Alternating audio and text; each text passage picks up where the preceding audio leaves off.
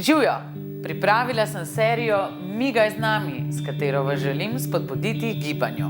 Dajem vam garancijo, da se boste z rednim gibanjem počutili boljše. Okolikor z novim telesom ne boste zadovoljni, vam vrnem prejšnjega.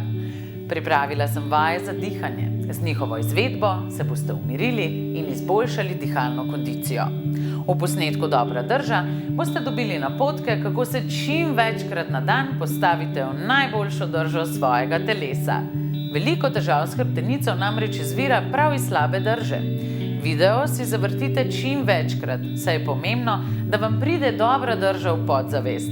Raziskave so pokazale, da morate napotke videti ali slišati vsaj 60krat, da si jih zapomnite, in 90krat, da se boste podzavestno redno postavljali v pravilen položaj. V posnetku Vaje za preprečevanje bolečin v križu vas čaka izbor vaj, s katerimi boste okrepili mišice trupa in spodnjega dela telesa.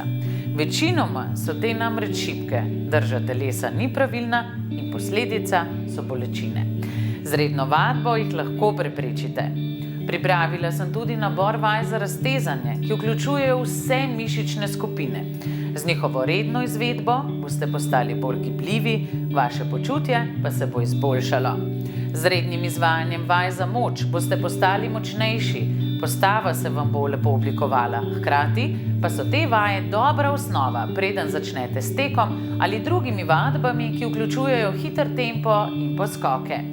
Vaje za vzdržljivost ali bootcamp bodo hitreje zagnale vaše srce. Tako ga boste okrepili, hkrati poskrbeli za vzdržljivost svojih mišic in si oblikovali postavo. Svetujem, da naslednje 3 mesece vadite vsaj 4krat na teden. Na vadbeni dan izberite enega od videov. Pišite nam na spletna.tv@zveza-gns.si. Če imate vprašanje, to je nagrada spletne televizije za vse ljudi, ki se želijo počutiti boljše. Vse, kar morate storiti, je, da vadbe izvajate redno. Srečno!